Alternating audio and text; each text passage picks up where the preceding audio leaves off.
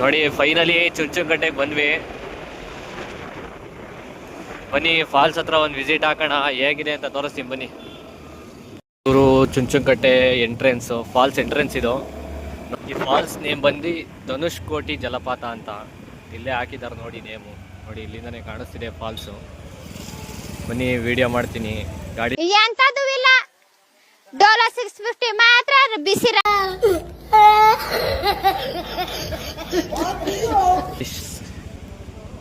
ನೋಡ್ಗುರು, ನೋಡ್ತಾ ಇದ್ದೀರಲ್ಲ ಇದೇ ಫಾಲ್ಸು. ಈ ಫಾಲ್ಸ್ ನೇಮ್ ಬಂದು ಧನುಷ್ಕೋಟಿ ಜಲಪಾತ ಅಂತೇಳಿ. ಒಂದು ಸ್ವರ್ಗ ಅಂತ ಇದ್ರೆ ಪ್ಲೇಸು ಇದೆ ಅಂತ ಹೇಳ್ಬೋದು. ಸಖತ್ತಾಗಿದೆ ಮಾತ್ರ ವ್ಯೂ. ಜಾಸ್ತಿ ಇದ್ದಿದ್ರೆ ನೀರು ಇನ್ನೂ ಚೆನ್ನಾಗಿರ್ತಿತ್ತು. ಇವಾಗ ನೀರು ಕಡಿಮೆ ಆಗ್ಬಿಟ್ಟಿದೆ. ಹೋದ ವೀಕಲ್ಲೆಲ್ಲ ನೀರು ಜಾಸ್ತಿ ಇತ್ತು, ಇವಾಗ ನೀರು ಕಡಿಮೆ ಇದೆ. ಈ ಫಾಲ್ಸ್ ಪಕ್ಕದಲ್ಲೇ ಒಂದು ದೇವಸ್ಥಾನ ಇದೆ, ಶ್ರೀರಾಮದೇವರ ದೇವಸ್ಥಾನ. ನೋಡ್ಬೋದು ನೀವು, ಇದೇ ದೇವಸ್ಥಾನ. ನೋಡಿ ಪ್ರವಾಸಿಗಳು ಬರ್ತಾ ಇರ್ತಾರೆ, ಹೋಗ್ತಾ ಇರ್ತಾರೆ ಮಾತ್ರ ಇಲ್ಲಿ ಜಾಗದಲ್ಲಿ. ನೀರು ಕಡಿಮೆ ಆಗಿದಾಗ ಅಲ್ಲಿ ಜಲಪಾತ ಅಂತ ಇದೆಯಲ್ಲ, ಅಲ್ಲಿ ಕೆಳಗಡೆ ಬಿಡ್ತಾರೆ. ಅಲ್ಲಿ ಗಂಟನೂ ಹೋಗ್ಬೋದು ಬೇಕಾರೆ. ಅಲ್ಲಿ ನೋಡಿ ರೋಡ್ ಇದೆ ಅಲ್ಲಿ ಹೋಗೋಕ್ಕೆ. ನೋಡಿ ವ್ಯೂ ಮಾತ್ರ ತುಂಬ ಸಖತ್ತಾಗಿದೆ. ನೋಡ್ಬೋದು ನೀವು, ಫಾಲ್ಸ್ ವಾಚ್ ಟವರ್ ಅಂತೇಳಿ ವ್ಯೂ ಪಾಯಿಂಟ್ ಇದು. ಮೇಲಿಂದ ವ್ಯೂ ಸಖತ್ತಾಗಿ ಕಾಣಿಸುತ್ತೆ. ಬನ್ನಿ ಮೇಲಿಂದ ಒಂದು ವ್ಯೂ ನೋಡೋಣ ಬನ್ನಿ.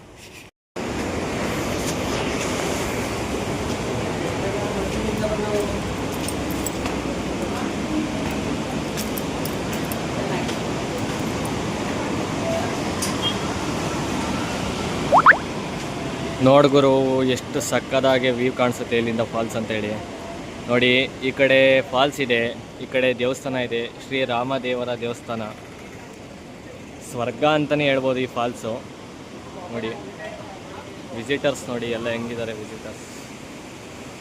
ನೋಡಿ ಫೋಟೋಶೂಟ್ಗೆಲ್ಲ ಒಳ್ಳೆ ಪ್ಲೇಸ್ ಮಾತ್ರ ಸಕ್ಕದಾಗಿದೆ.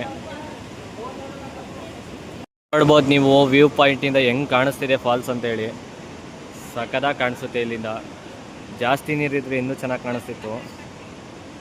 ನೋಡಿ ವ್ಯೂವರ್ಸ್ಗೆಲ್ಲ ಒಂಥರ ಖುಷಿ ಅಂತಲೇ ಹೇಳ್ಬೋದು. ಈ ಪ್ಲೇಸಲ್ಲಿ ಸ್ವರ್ಗ ಅಂತಲೇ ಹೇಳ್ಬೋದು.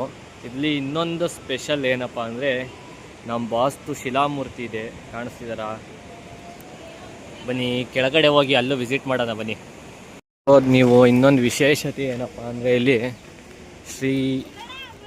ನಮ್ಮ ಬಾಸ್ ಆಂಜನೇಯ ಅವ್ರದ್ದು ಒಂದು ಏಕಶಿಲಾಮೂರ್ತಿ ವಿಗ್ರಹ ಇದೆ ಇಲ್ಲಿ.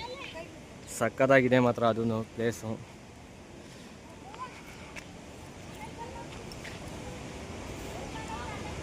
ನೋಡ್ಬೋದು ನೀವು, ಇದು ಶ್ರೀರಾಮದೇವರ ದೇವಸ್ಥಾನ ಆದರೆ ಅದ್ರ ಆಪೋಸಿಟ್ಗೆ ಇರೋದು ಇದು ವಿಗ್ರಹ. ನೋಡಿ ಸುಮಾರು ಫೋಟೋಶೂಟಿಗೆ ಮಾತ್ರ ಸಕ್ಕದಾಗಿದೆ ಪ್ಲೇಸ್ ಇದು. ನೋಡ್ಬೋದು ಈ ಕಡೆ ಹೋದರೆ ಮಕ್ಕಳ ಆಟದ ಮೈದಾನ.